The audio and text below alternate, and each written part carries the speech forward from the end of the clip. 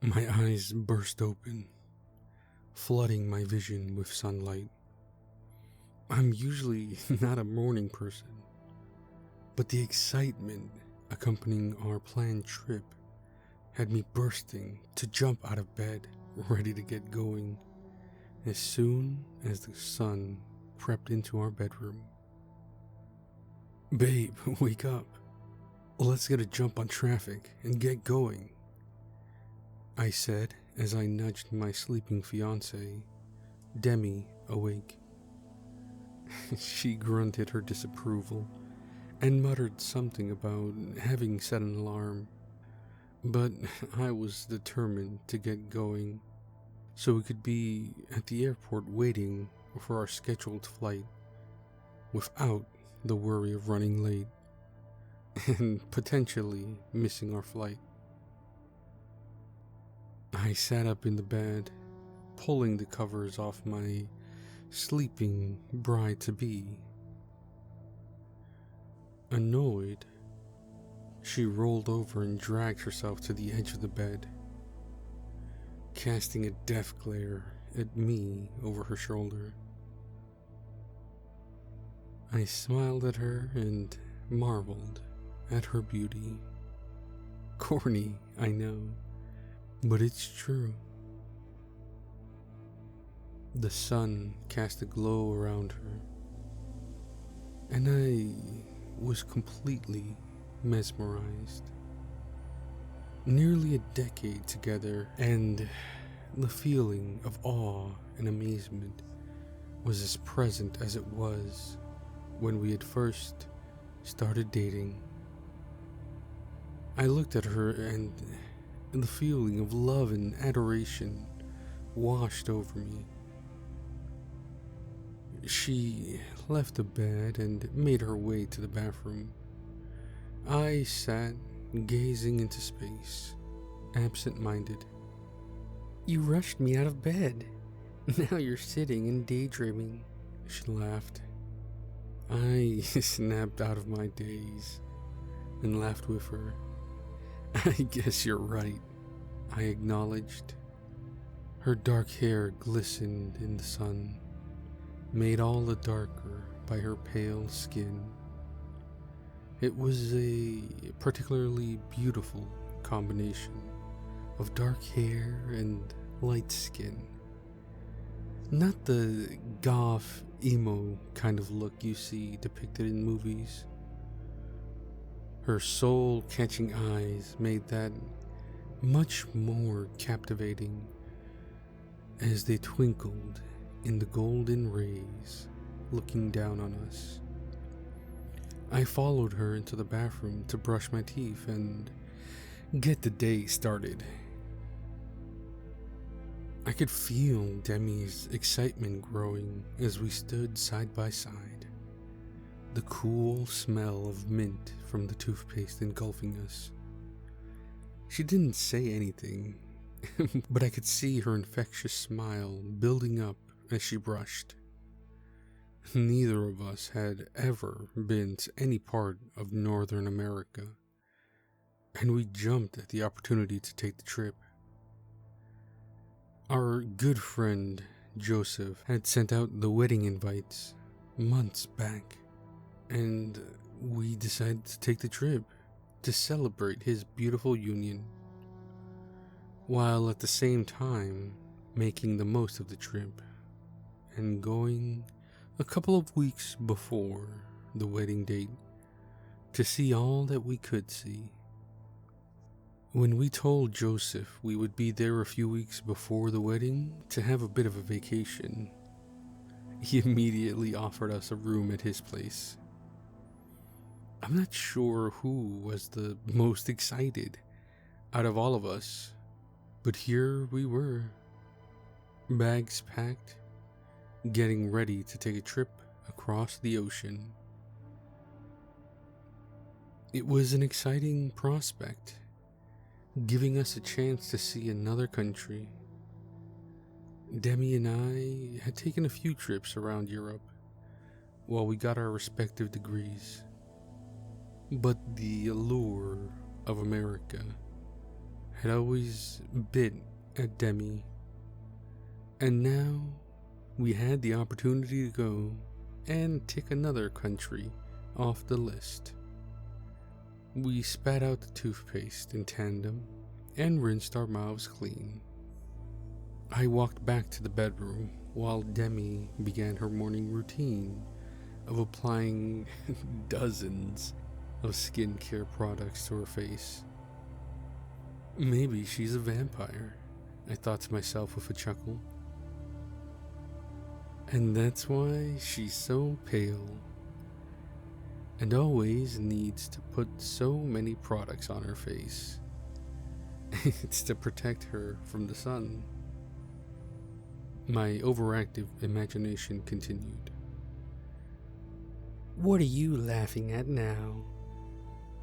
Demi shot back at me from the bathroom. Not much, just thinking to myself, I replied to her. Thinking, huh? Well, that's a first, she retorted with a laugh. I laughed quietly at her witty reply while I opened my wardrobe and selected the best option I could think of for traveling. Gray sweatpants, a black shirt, and a gray sweatshirt. Somewhat stylish and extremely comfortable. In my opinion, it is extremely important to be comfortable on long trips. I've never understood how people can wear suits and other such formal wear when they travel long distance. But different strokes for different folks.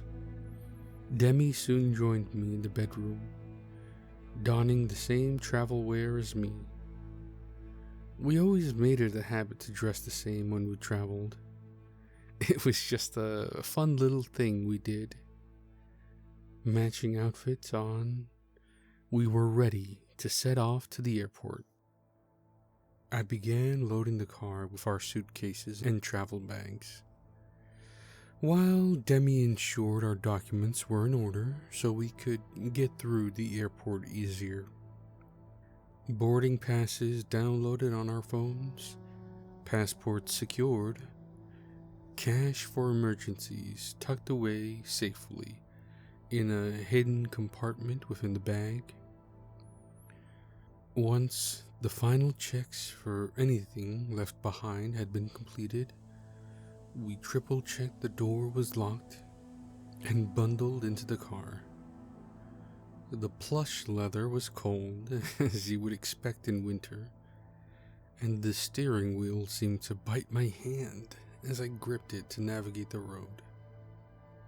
Almost as if reading my mind, Demi pressed the button for the heated seats to activate. And I soon found myself suitably warm and quite cozy. I'm surprised I didn't doze off. I felt like I had snuggled back into bed. It was about a 35-minute car ride to the airport, of which we spent most of that time belting out Black Bear songs at the top of our voices. We're not the best singers, but in the privacy of your own vehicle, fun trumps ability when it comes to entertainment. It wasn't long until we arrived at the airport and made our way to the long stay parking lot. We found our parking and slotted our car neatly into the endless rows of cars, waiting for their owners to return. Bags in tow, holding hands, and full of smiles, we entered the airport more than ready for our trip and adventure. The airport itself was a hub of activity. People swarmed from every direction, some running so as not to miss their flights. That wouldn't be us. We were here well ahead of time. We took a leisurely walk to the area that housed the restaurants and other eateries, deciding to have a nice sit-down meal before our flight. The boarding gate had not opened, and so, to kill time, there would be nothing better than getting something to eat. Settling into a Wetherspoons, I couldn't help but feel a yearning for McDonald's. For some reason, if I see a McDonald's, I want it. Looking at the menu and seeing BBQ ribs quickly snapped me out of my McDonald's fixation, and I eagerly waited to give my order. "Isn't 7 a.m. rather early for ribs?" Demi asked me. She had ordered eggs Benedict, as she often did when we went out for breakfast. Her surprise at the ribs turned to shock when I ordered a pint of beer to accompany the ribs. "What?" I asked her with a smile. "We're on holiday now. Time to let loose a little." We sat at our table and looked around at all the travelers. Demi and I always play this game where we imagine where people are going and why. We sat talking about people and laughing, even when our food arrived. We sat talking. The ribs looked sublime. They were falling off the bone and absolutely drenched in sauce, while Demi's plate looked more in line with something you would see on a cooking TV show. I could tell she regretted her decision somewhat, and as any loving fiancé would, I gave her one of the ribs to try. "You always order food that tastes better than mine," she complained jokingly. "I think I should just let you order for me from now on," she continued. I laughed and agreed, while wiping a bit of barbecue sauce off her chin. A sure sign she was enjoying her meal. We ate slowly, enjoying each other's company and talking about what we were going to do once we arrived. Before we knew it, the intercom was sounding and alerting us that boarding gates were now open. Finishing off the last of my beer, we settled the bill, grabbed our bags, and made our way to check-in. The gate was crowded, as was to be expected, but with a rack of ribs and beer in my belly, I wasn't too fussed with the slow-moving line. We slowly made our way to the front of the line, scanned our passports, and walked onto the airplane. We found our seats, stowed our overhead bags, and settled in. Demi unpacked her iPad and headphones she had prepared for the 4,000-mile journey. As for me, one of my greatest attributes is being able to sleep almost on command. So my plan for the flight was to kick back, sleep, and wake up when we got to Michigan. The airplane wasn't anything spectacular. Your usual 3 seats on either side, with a row down the middle, a small screen to watch whichever movies they decided were best for entertainment. Demi could never sleep on flights, and so she would download as many movies and episodes of series as she could, so that she wouldn't be bored while I slept. Often, we would watch together, but odds are I would fall asleep before we even watched one movie. No sooner had we taken off that I felt my eyes getting heavy with sleep. I welcomed the darkness with open arms. Sleeping is amazing. It's like a time machine to the future when you're traveling. You sleep, and all of a sudden, you're at your destination. I was jolted awake after what felt like a few minutes of shut-eye. I stared around in shock, confused as to what was happening. Demi laughed as she told me the pilot had said they were descending and to prepare for slight turbulence. As we dropped towards the ground, my pounding heart slowed down slightly as I looked at the completely calm passengers around me. The fear turned to excitement as the realization that we were nearly touching down came to me. We were about to land. Demi gripped my hand as we approached the ground. I couldn't tell if she was somewhat nervous or if the excitement had gotten to her too. Once we landed, the plane disembarked relatively quickly, and we were once again in a line to get our passports stamped. That too didn't take long, and we hastily made our way through duty-free towards arrivals. Once we got through, the figure of Joseph was waiting for us with the biggest smile on his face. It had been years since we had last seen him, and the joy was contagious. I immediately burst into a Cheshire grin and quickened my pace to meet the smiling man. I had met Joseph in preschool, and throughout our years in education, we were in the same school right up until the end. We parted ways to go to the university as we envisioned different paths in life regarding career choices. Even living thousands of miles away from each other for so long, we chatted frequently and checked in with each other. It was a friendship that had stood the test of time. With my quickened pace, Joseph was very soon right in front of me. We didn't even say anything.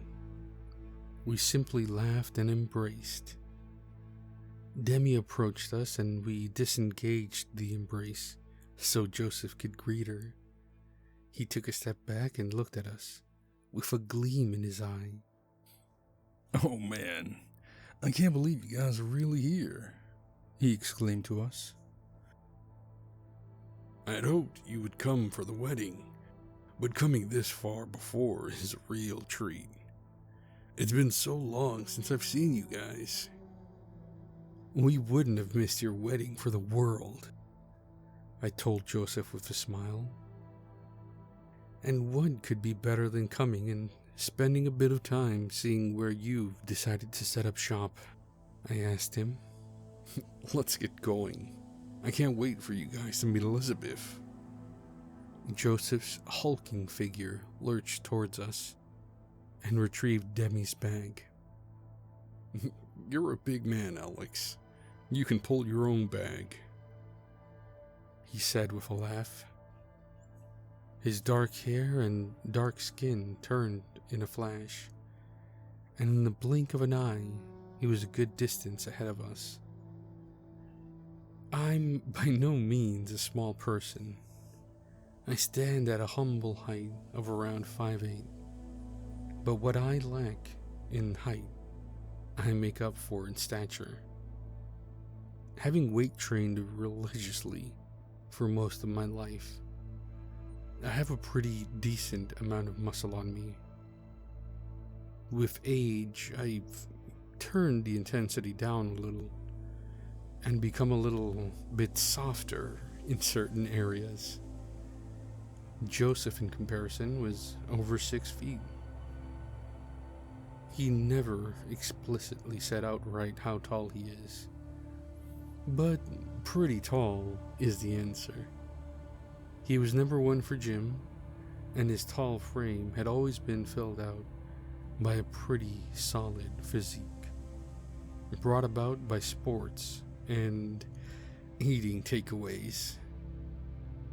If I had to describe him in one word, it would be burly. We were soon out of the airport and heading towards a pretty big truck.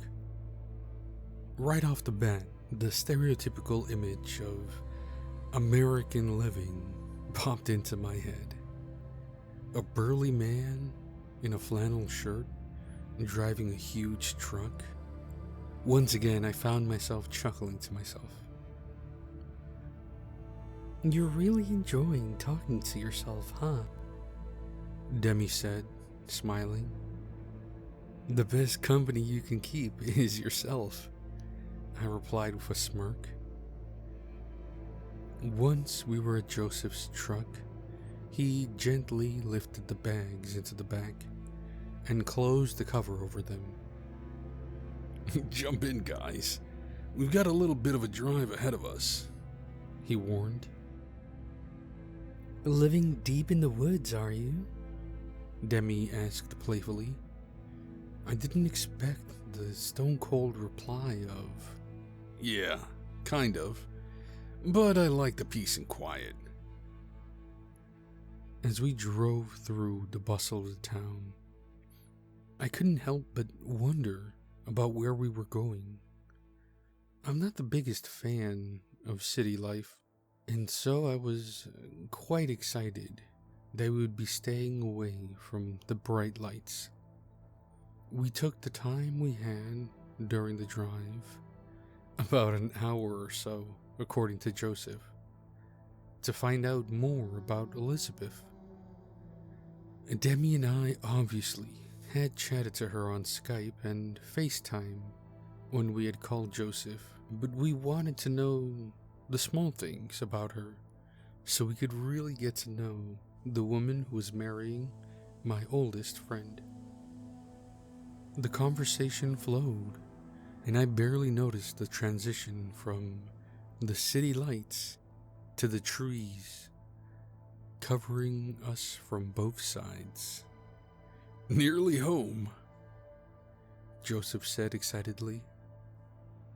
Less than 100 meters later, we turned off the main road onto a dirt road.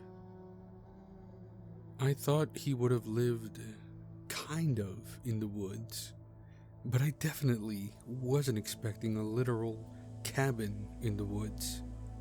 As we drove down the dirt path, we approached his house. It was a very humble, old-style farmhouse kind of house.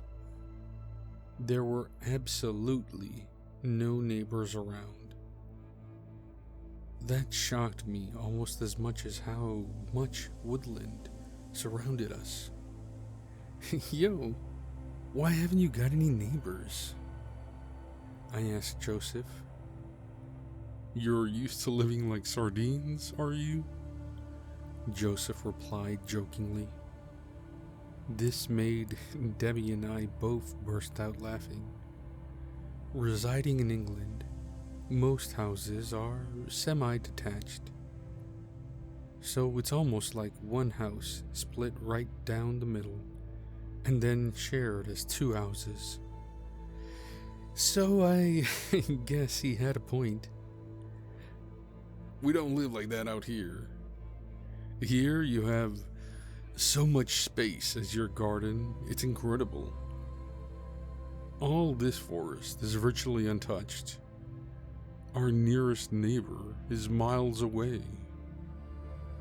And Joseph, being Joseph, had to finish the statement with a creep line from a horror movie.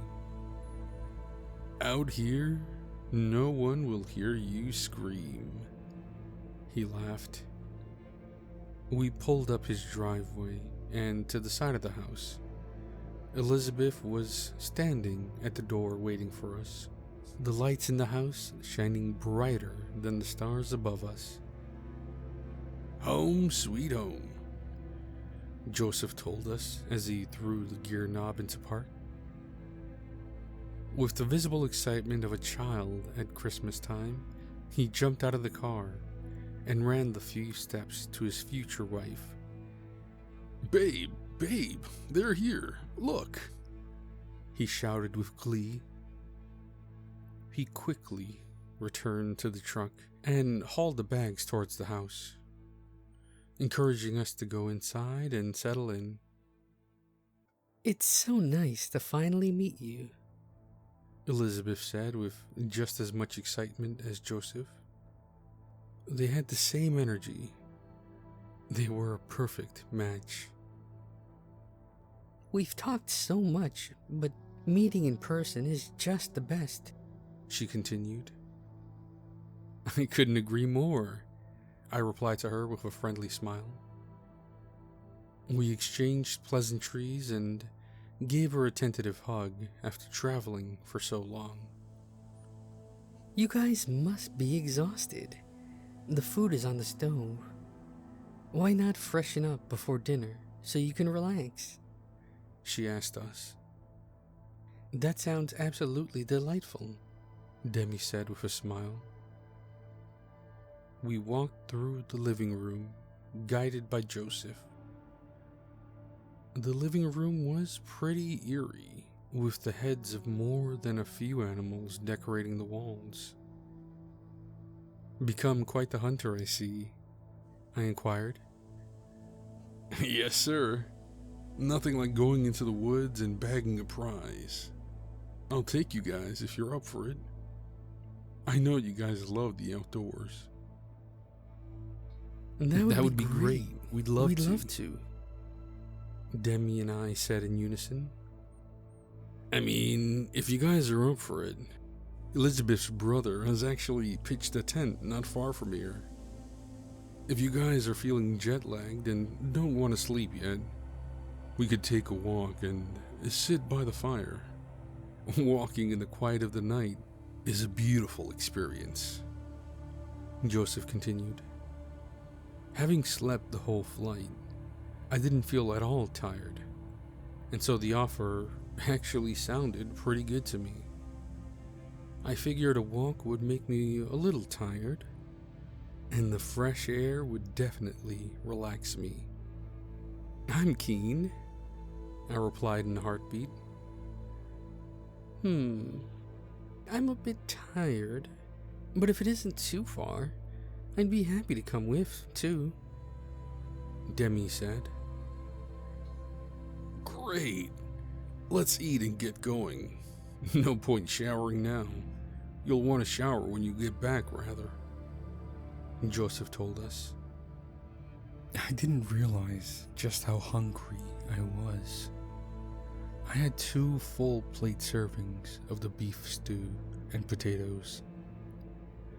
It was very tasty and an extremely different flavor from the usual cooking in England. We washed the stew down with a locally brewed beer that Joseph said paired extremely well with the meat. I have to agree with him, as the beer tasted fantastic when we guzzled it by the pint while we ate.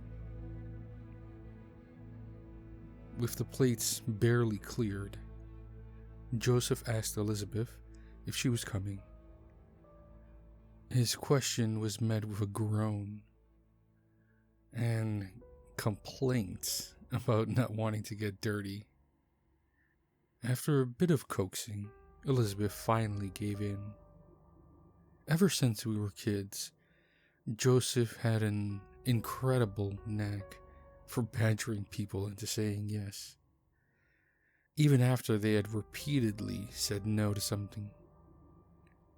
Joseph retrieved flashlights from a storage cupboard and handed one to each of us.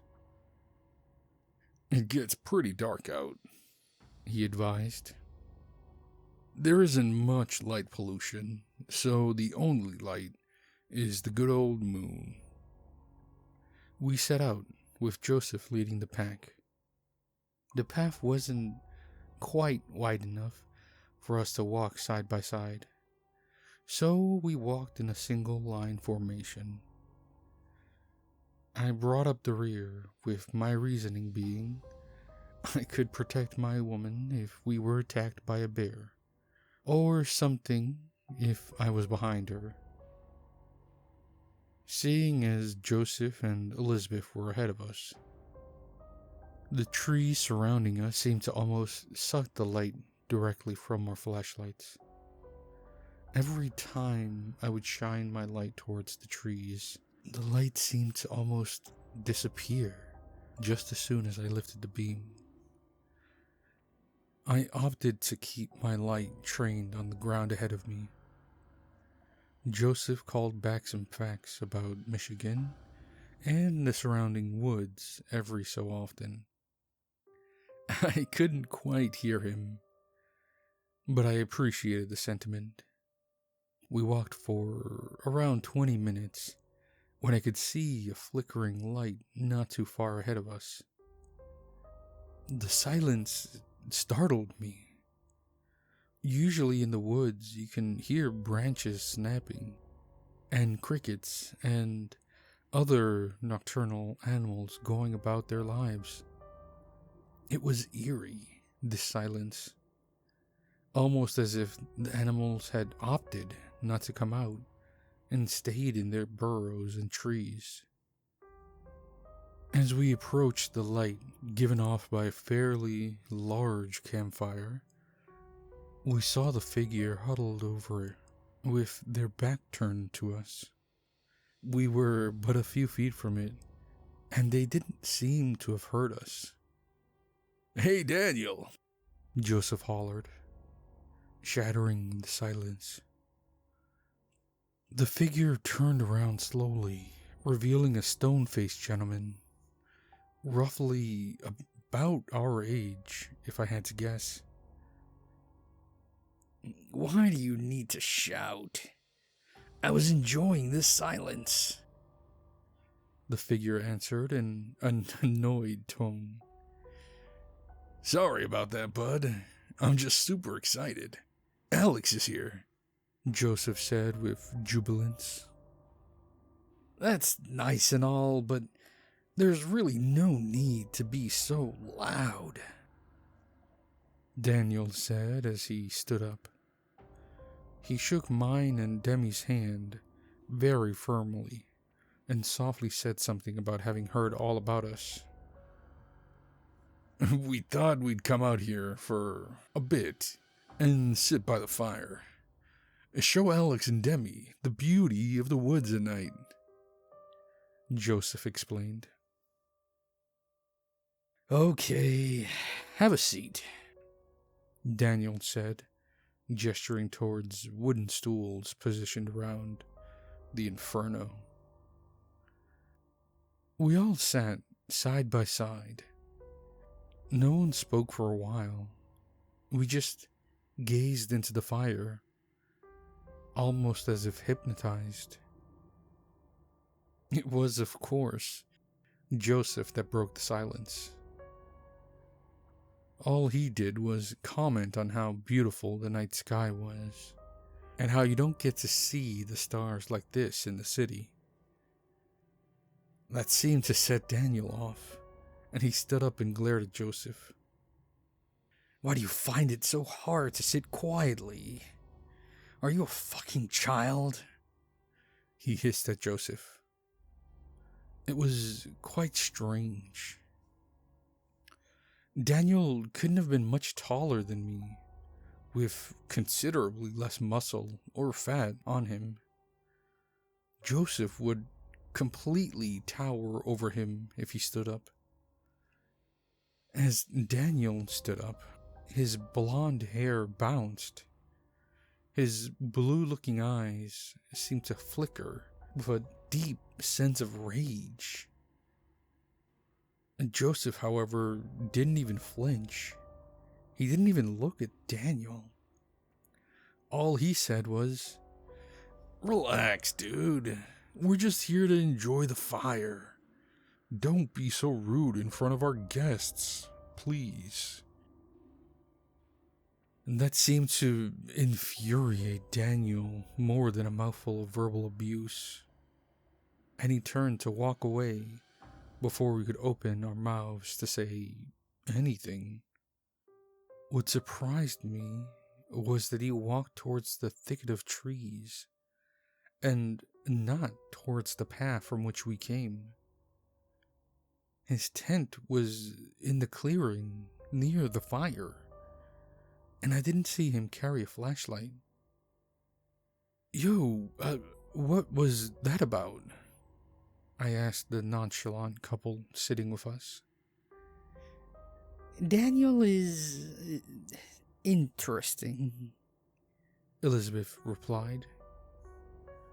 "Interesting isn't quite the word I'd use. He's more of a runt with a C," Joseph corrected her. "He practically lives in the forest and feels like it's super important to be respectful and honor the wild," Joseph continued. "He doesn't like to be disturbed when he's out here doing his thing," Joseph added. I didn't see him carry a flashlight or anything, Demi asked, almost as if she read my mind.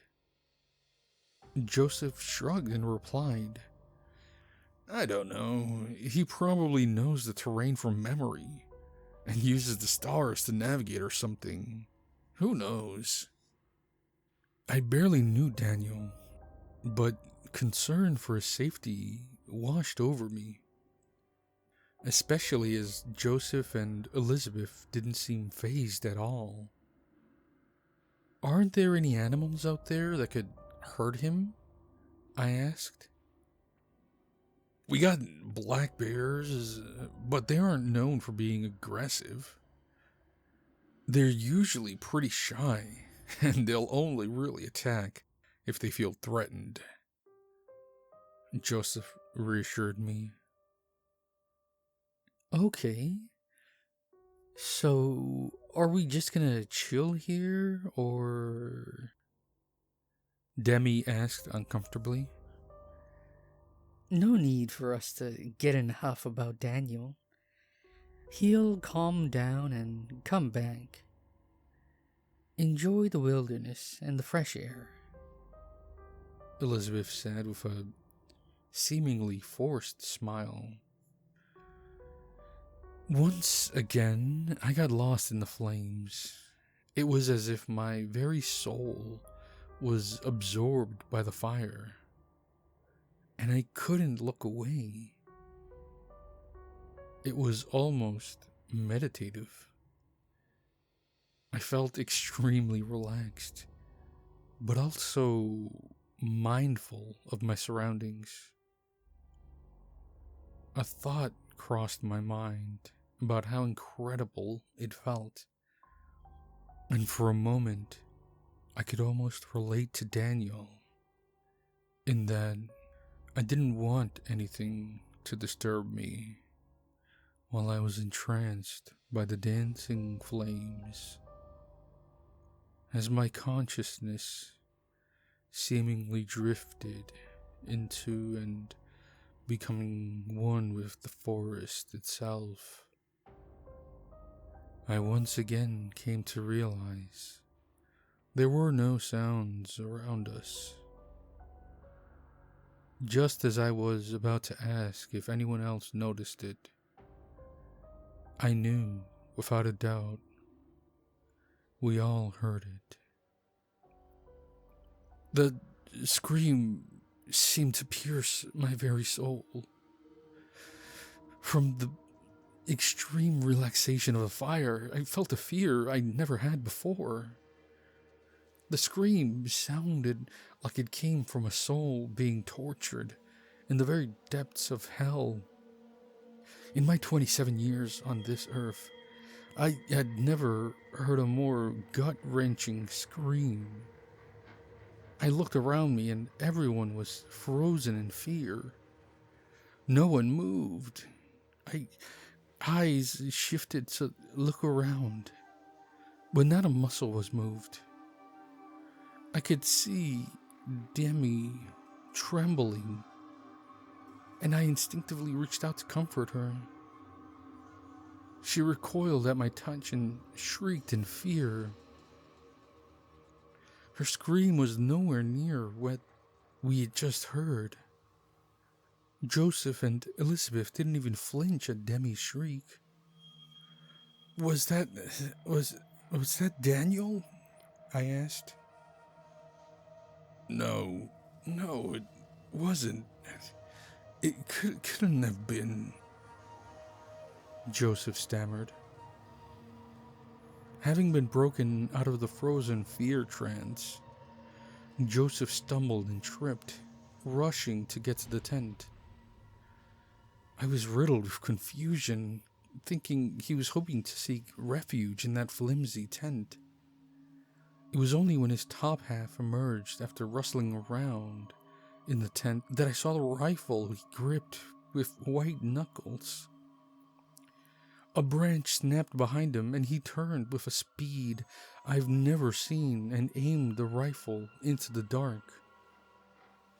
He backed slowly towards us, and we huddled in a circle of sorts, with our backs towards each other, trying to peer into the dark. Should we go and look for Daniel? Demi asked fearfully. Did you hear that scream? It didn't sound like any sound a man could make. I've watched enough horror movies to know not to be a hero. We can run back to the house and call the police. Once we're safe in the house, we can plan better, Joseph suggested. Elizabeth hadn't said a word.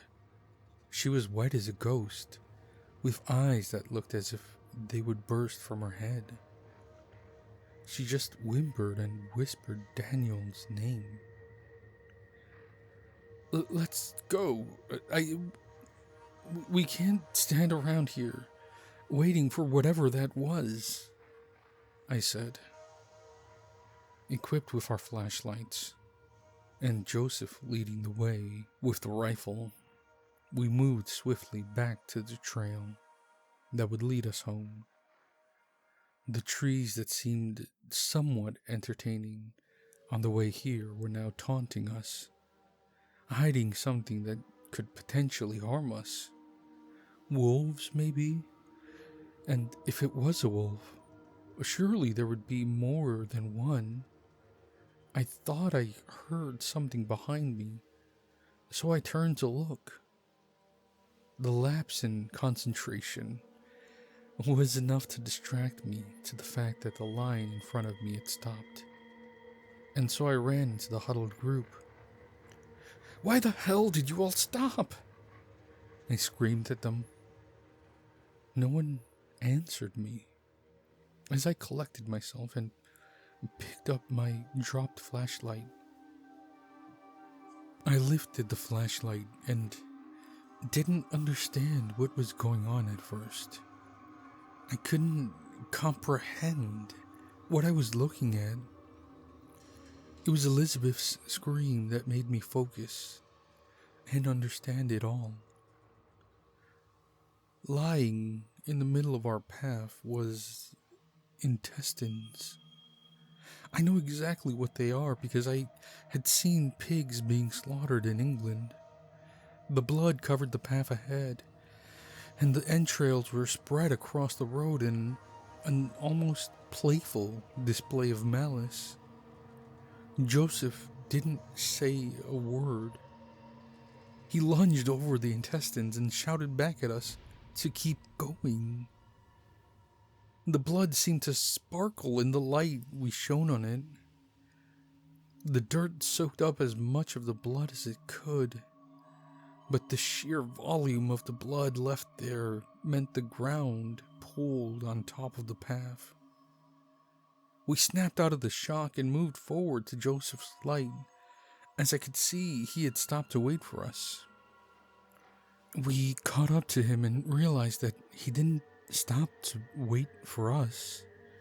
He stopped because arms and legs had now blocked the path. They had clearly been ripped from the body, and the loose ligaments and tendons clung to the dismembered body parts.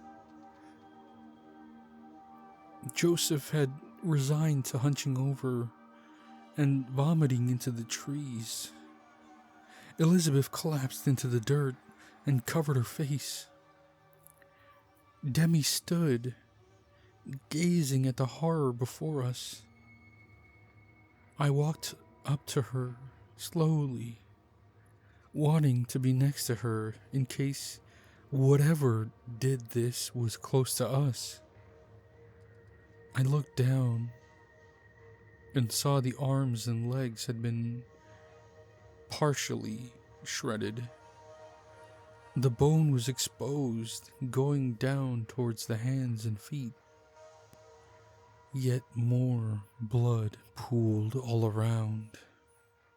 Immediately, I wondered how much blood the human body contained, for such amounts to be spread all around. I helped Elizabeth up, and she immediately collapsed again, after looking at the mess in front of us. "That's Daniel's watch!" She screamed, pointing at the timepiece covered in blood on one of the arms. "What did this to my brother?" She sobbed. Joseph pulled her up and hobbled through the appendages. They didn't stumble 5 steps before we heard the scream again. Demi gripped my arm so tight I could feel her nails penetrating my skin. I felt my body tremble. Whatever had done this was close. It sounded like it was right next to us. I switched off my flashlight and fumbled to get Demi's to do the same. She stifled a yelp and asked what I was doing. Before I could answer, we were stunned by the sound of the trees ahead crashing down. The sound of the trees breaking was deafening, almost as loud as the fear-inspiring scream. The sound of Elizabeth and Joseph screaming made me instinctively turn the flashlight on to see what had breached the trees. What stood before me was something straight out of a nightmare. My flashlight did nothing more than illuminate bits of the beast that had literally torn Daniel to pieces and strewn him all over the path. The thought of his intestines and arms and legs ripped off made my blood run cold. I was brought back to reality at the sound of the rifle going off. Demi and I trained our flashlights on the beast and saw Joseph had taking a shot at it. I don't think it did much, as the beast barely flinched. It stood, dwarfing Joseph. It must have stood at least 7 feet tall. Joseph just about reached half its height. The light we cast on it made the nightmare all the scarier. I caught a glimpse of its red eyes, and they are burning in the light like a coal. The blood soaking its muzzle dripped in spatters and hit the floor. I have no idea what it was. The best way to describe it is as a huge, well-built wolf that stood erect. It was covered in thick-looking fur as it snarled at my friend and his fiancée. I caught a glimpse of its teeth. It's as if a shark was crossed with the wolf from Red Riding Hood. I had no doubt that teeth like that were capable of making scraps of a body, as we saw with Daniel. I was frozen in fear, and the events seemed to almost happen in slow motion. It swung one of its front legs and completely knocked Joseph off his feet, and a fair distance away. It was as if a truck had hit him. I moved my light to check on Joseph, and he wasn't moving. I immediately moved back to keep an eye on the beast, as it hadn't noticed Demi and I by some miracle. It looked down at Elizabeth, and it looked like there was a glimmer of excitement in its eyes. Drool dripped down into the blood, mixing together and falling to the ground. I whispered to Demi we had to make a run for it. If we stayed where we were, we would die. At the very least, the beast would be somewhat distracted by Elizabeth, and hopefully we could make some distance and get away from it. Worst case, I would turn back and try and hold it off while Demi tried to get to safety. We had nothing to lose by trying to get past. Gripping her hand tightly in mine, I sprinted forward, making sure to glance down occasionally to ensure we didn't trip over something and end our escape plan before we had a chance. As we approached the humongous creature, I stopped in my tracks as it felt like the heavens had opened and poured rain on top of us. I looked to Demi and realized that what covered us was not rain, but rather blood. Turning to the beast, I saw a bloody mess. Blood spurted from the missing chunk on what used to be Elizabeth's neck. Whether it had bitten her or slashed her neck with its claws, it had left a gaping hole. She didn't even have time to scream before we could react. The beast swung a claw at Elizabeth's chest. It looked as if a piñata had been struck. Her clothes seemed to explode into confetti as the nails ripped through her stomach.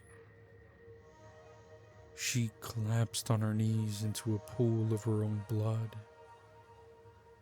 The beast then lifted her, ever so effortlessly, and buried its face into her. I could hear it feasting from where we stood, and I had to fight the urge not to throw up the stew I had eaten. It pulled at her ribs and stomach, and again we were sprayed with bits of flesh and blood. There was a dull thud as it let her body fall to the ground. Her intestines fell next to her, seeming to keep her company. I heard yet another scream, but this scream was human. Demi quietly whispered, "He's alive." I turned the flashlight ever so slightly to focus it on Joseph. He had a huge gash on his chest, and the blood had soaked every bit of his clothes. He looked as if someone had dumped red water on him. He had propped himself up against the trees and just borne witness to his fiancée being torn apart by an ungodly creature. The scream caught its attention, and it turned to Joseph to finish what it had started. The blood dripped from its face as it looked hungrily at my best friend.